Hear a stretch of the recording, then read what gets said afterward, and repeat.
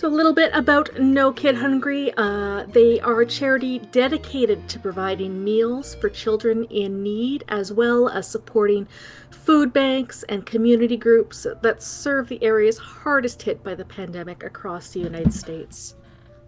They provide emergency grants and expert guidance to schools and local community groups nationwide to help feed kids. They estimate at least 1 in 6 children will be going hungry due to the challenges presented by this pandemic, and really every single dollar counts. We've had several of the No Kid Hungry staff come in and thank you all for your donations, and that $1 can provide 10 meals for children. Hello everyone, I am starsmiley and I am showing you the best game of all time, OMORI, with the best category, Pet the Dog.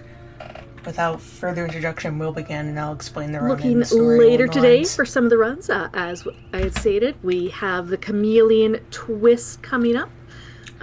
We also have Pokemon Stadium 2 by Hercules Bench Press, who's going to be doing the Blindfolded Master Ball Challenge Cup. Worry about that if you end up wanting to play the game.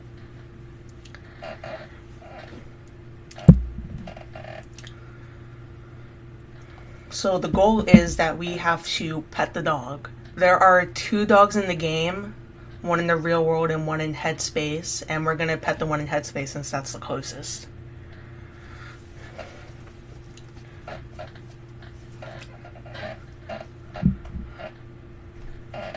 Which this involves going just through the general prologue, which is more or less a tutorial.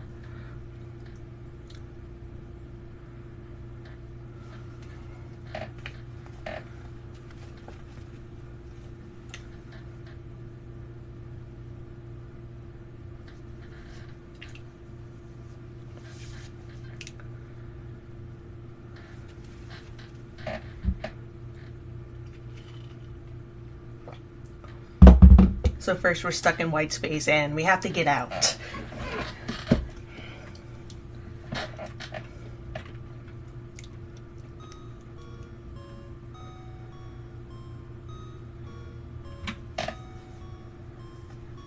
I know some people have trouble with this.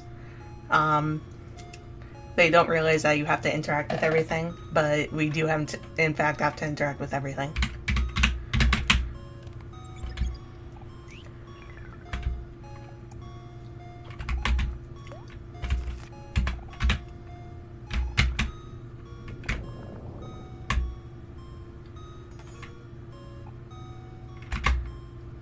Now we can get the knife and leave. Now something you might notice on the leaderboard, there is a turbo and non-turbo setting. For the majority of runs we do allow the use of turbo since the runs are like 3 hours and no one wants to kill their fingers with arthritis. But for Pet the Dog, since it's so short and the majority of it is text mashing, we do not use turbo at all. So I'll be mashing or just holding down the Z button by myself.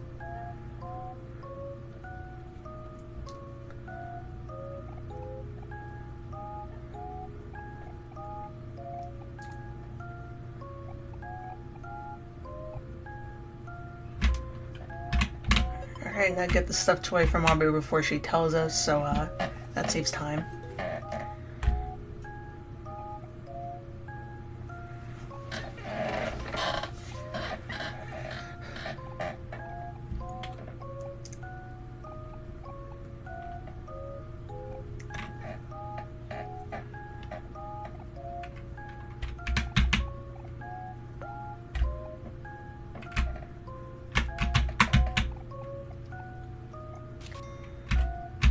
Like I said, a lot of the run is text mashing and tutorial battles. There is a little bit of RNG.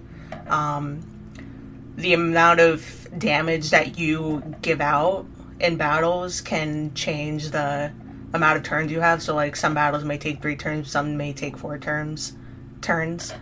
So it depends on entirely how much damage you hit with. And it's totally random. There is one small skip, thank God they didn't patch it, that we'll be seeing about 20 minutes into the run. 15 minutes into the run. It's not that big, it's like a 10-second skip, but We'll see it.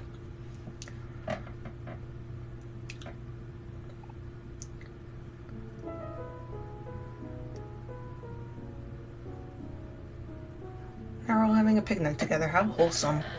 Surely nothing bad can happen in this game.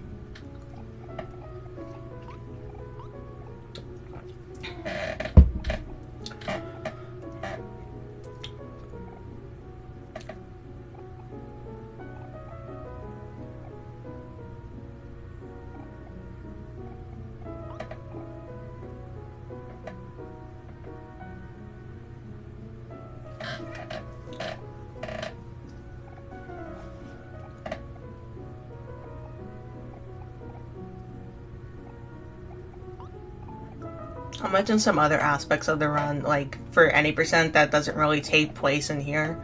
There are a few glitches that we use, such as skill swap and targeting glitch, that basically two turns every single enemy in the game, but we don't have to worry about that here.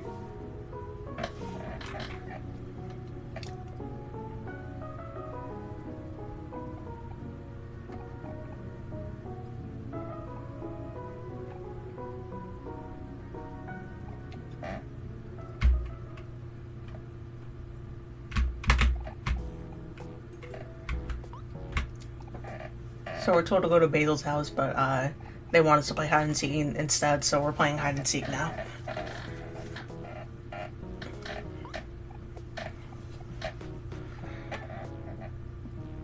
Fortunately, no RNG in that aspect. Everyone is always in the same exact spot.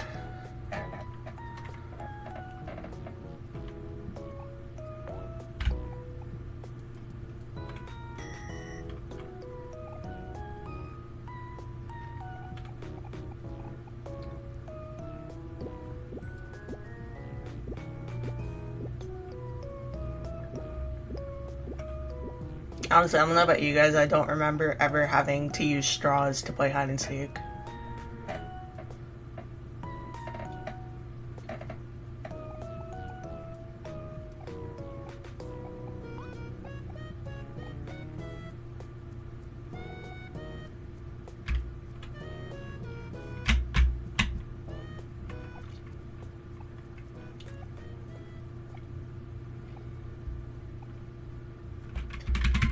Alright, so Kel's a nice guy and hid right behind the pole so we won't be alone.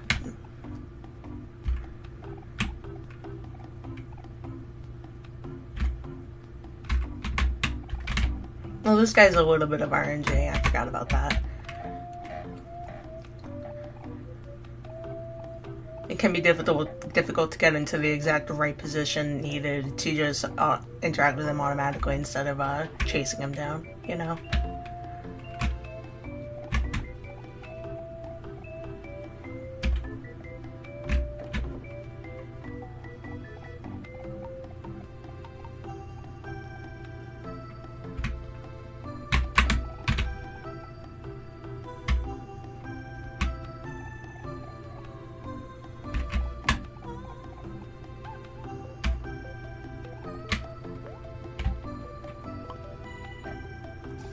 Alright, so we found everyone and now we're gonna get to the first tutorial fight of the game.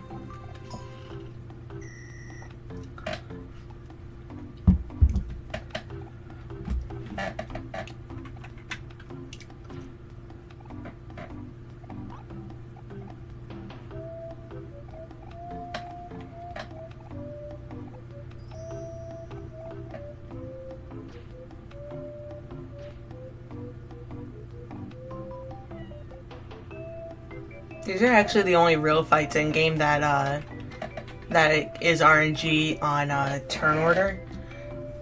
Since these fights, this fight and the next three fights entirely rely on the damage you deal and the RNG that comes with it.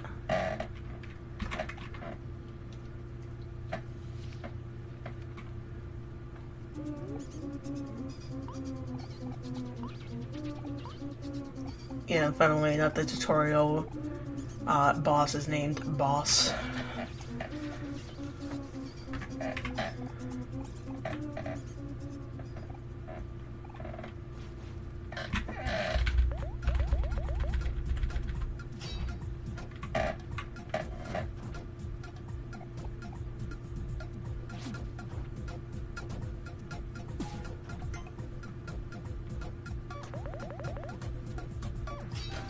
It doesn't actually hit you. That's good. That's good.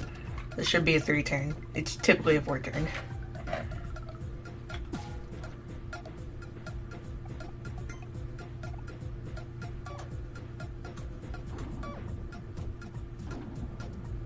Yeah, now he just kills everyone.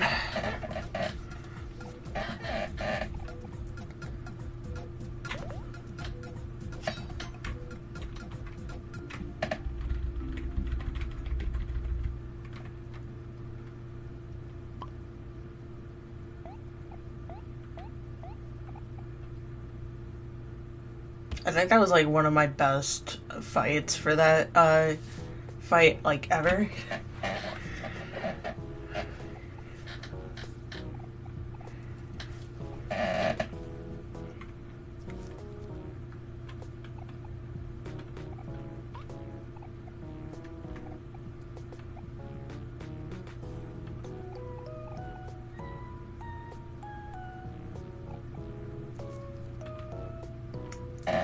Alright, so everything is wrapped up now. We can head to Basil's house.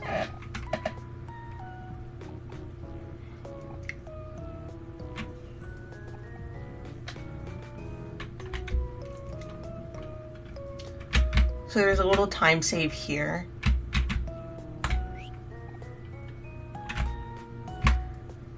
Normally, if you go down and not interact with the mailbox, it'll give some text from Aubrey talking about how that guy wants to meet you. But if you interact with him immediately, then that text just doesn't appear, which saves a little bit of time.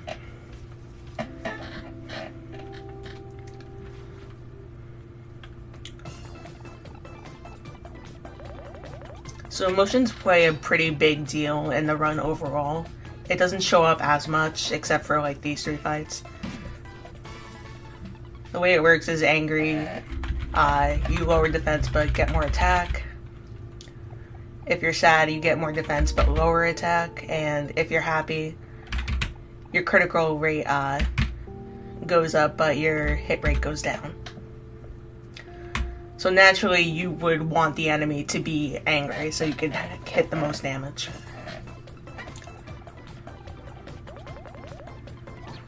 At the very least, you don't want the enemy to be sad, because then you'll do, like, absolutely nothing to them. So, the happy, it kind of sucks because it's not angry, but it's fine, we can handle it. And it's done in 1 turn. That was one of the RNG fights. Depending on the hit rate, it could be 1 or 2 turns.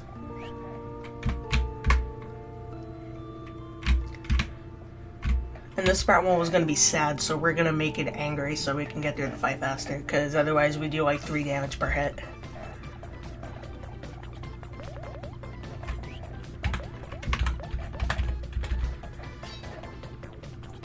Yeah, see, like, that does nothing.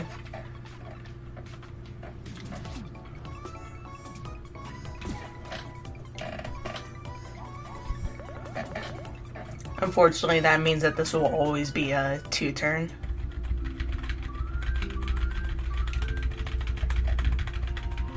And here's the first skip coming up.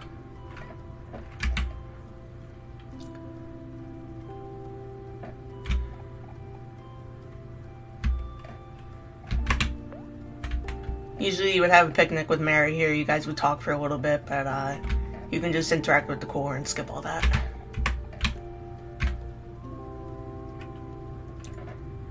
Saves like about 10-15 seconds. And again, this game is very much about emotions.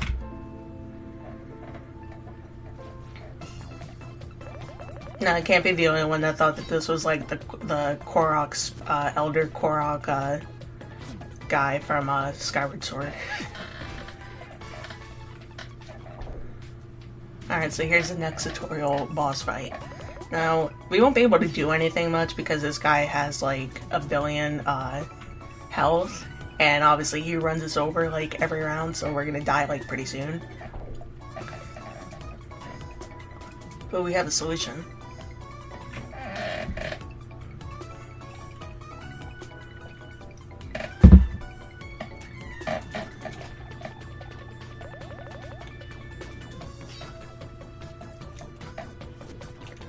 As you can see, there are a lot of follow-up moves right now. There's a lot to them.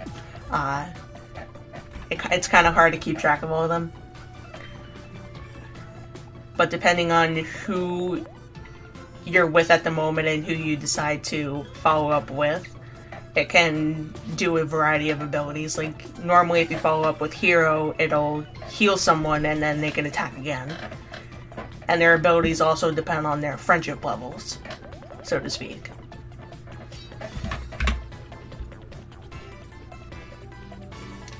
We don't really focus on that. We just try to get our energy to 10 so we can just automatically kill everything.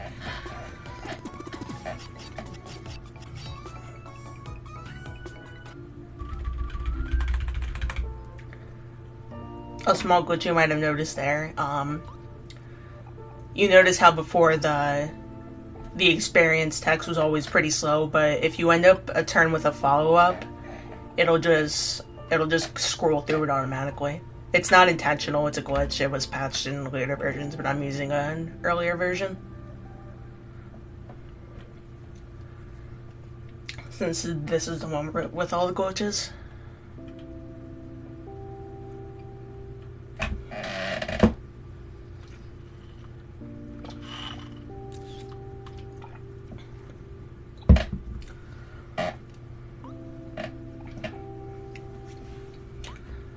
So yeah, emotions have a lot of effects regarding the story, as well as your skills and equipment and your battles.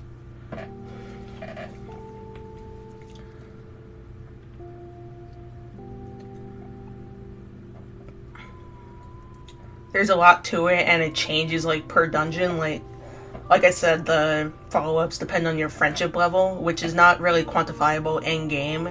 It's just something that progresses through each dungeon you complete, and they become more potent the more dungeons you complete and the closer you and your friends come together.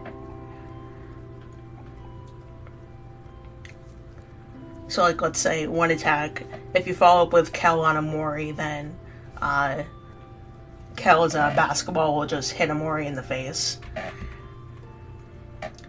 But in later dungeons, they can actually work together to hit the enemy. Stuff like that. Alright, so now I have to put the photos back together because they messed it up.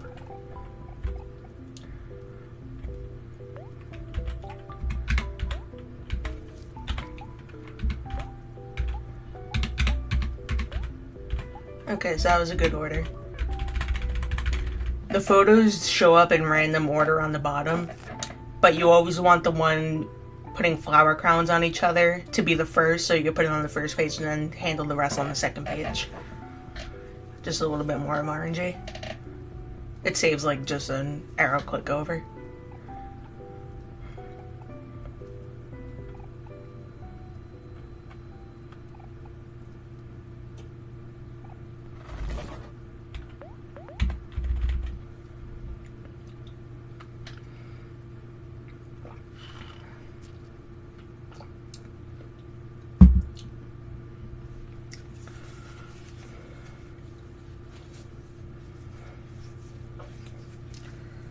Alright, so we were just in Headspace, and now we're going into the real world. Headspace is kind of like just a dream world that OMORI is in. Also, I don't think the Sunny incentive got met, so I don't think I have to worry about that. I almost forgot about that.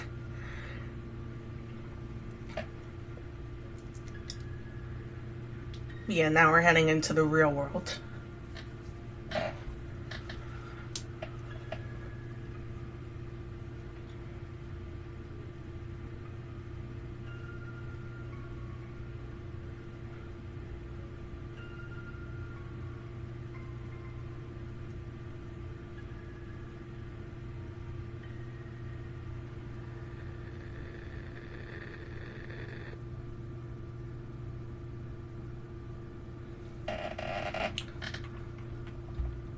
Alright, I'm just gonna keep the name at Sunny.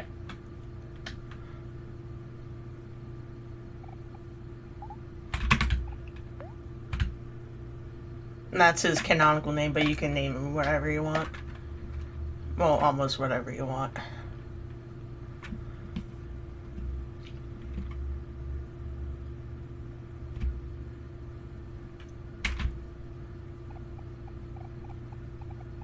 So as you can see above the phone, this probably takes place in sometime in the 90s.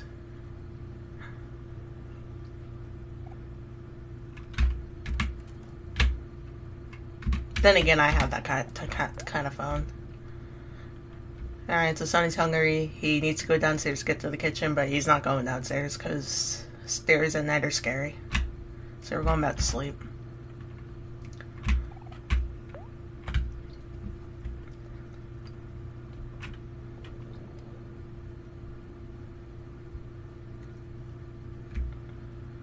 Alright, it's a little bit brighter so we can see a little bit better. Not in a good way though, obviously. I don't think window light is supposed to be red. And those stairs look a bit longer than I think they're supposed to be.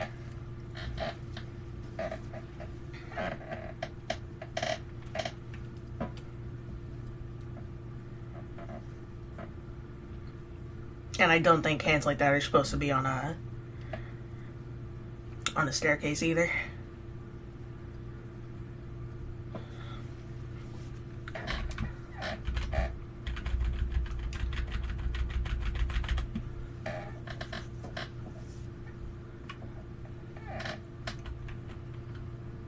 Now we got a hyper-realistic hand.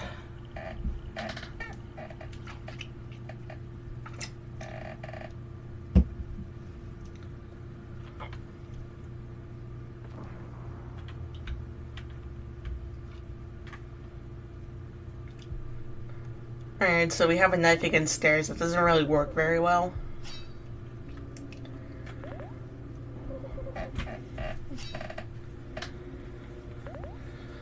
Like, imagine slashing stairs with a knife in the middle of the night. Unfortunately, we're gonna learn a new skill.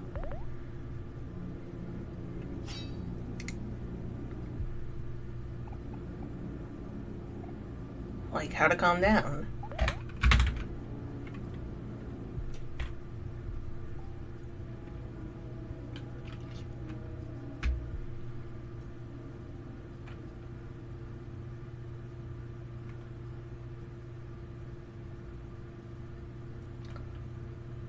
And now everything's okay.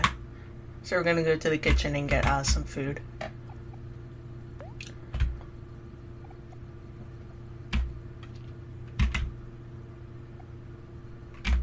And apparently we have to microwave the steak. Not what I would do, but to each their own.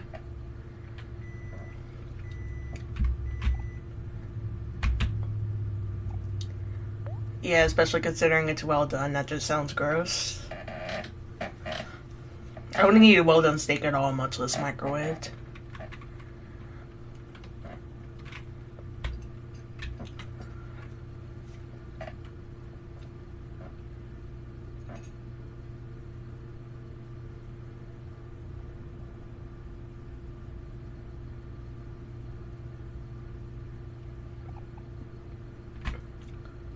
Alright, that didn't sit very well, and I don't blame him. It's well done microwave steak. I don't think that would sit well with anyone.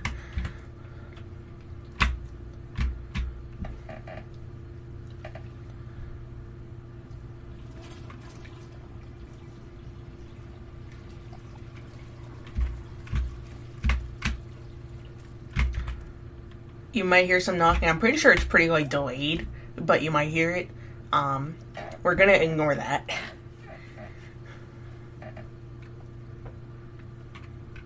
And just go back to sleep.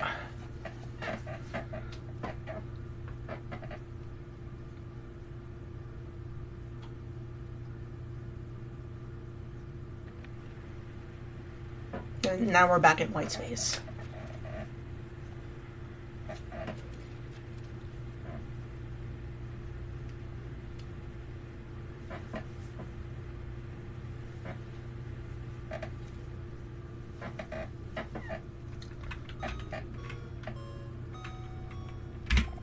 This time we only need to interact with the computer to get a hangman game. Little time save, you can walk down a little bit during the transition wherever the map falls.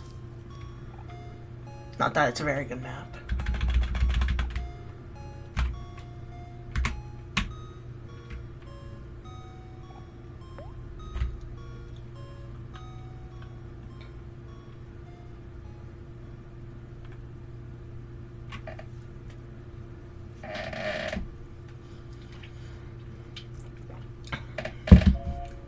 minutes, we're at a white space, and there's a problem. Basil is missing, but we don't care, because all we're here to do is pet the dog.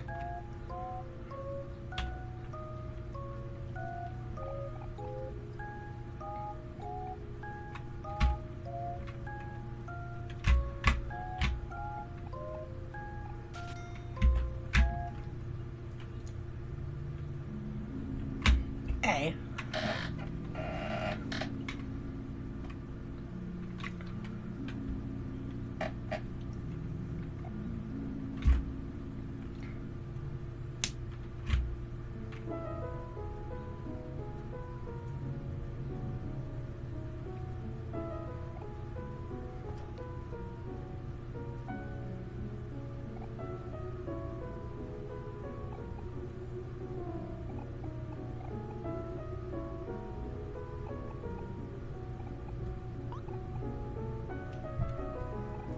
Alright, so the dog is in the vast forest, but we can't actually enter it until we go to check Basil's house to make sure that he's not there. Also, his flowers are starting to do that. That's pretty upsetting.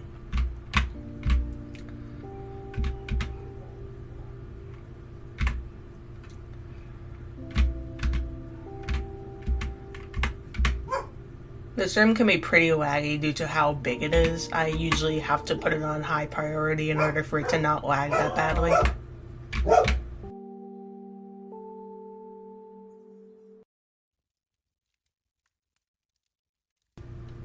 Speaking of dogs, you might have heard my dogs. Okay, so Basil isn't here. We have to go check the vast forest, which is where the dog is.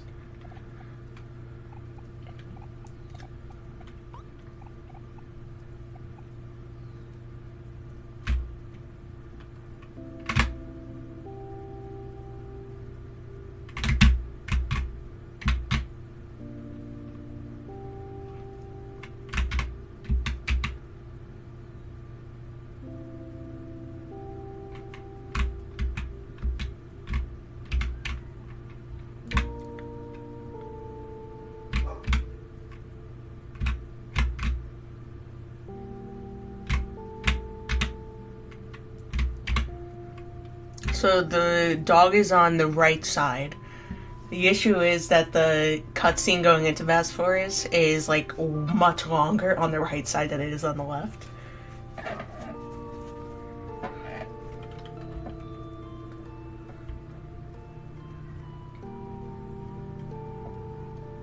I might be able to. I think they're busy with groceries. They're a bit early, but I think they're here.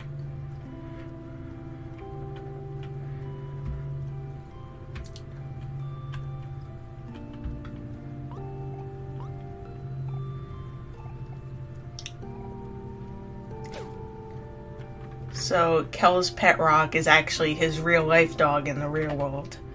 But we won't be petting that dog, I'm sorry.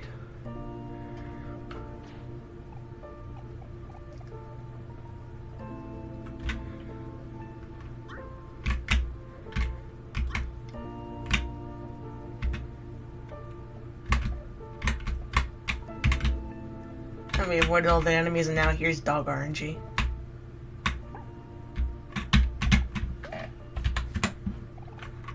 Petted the dog.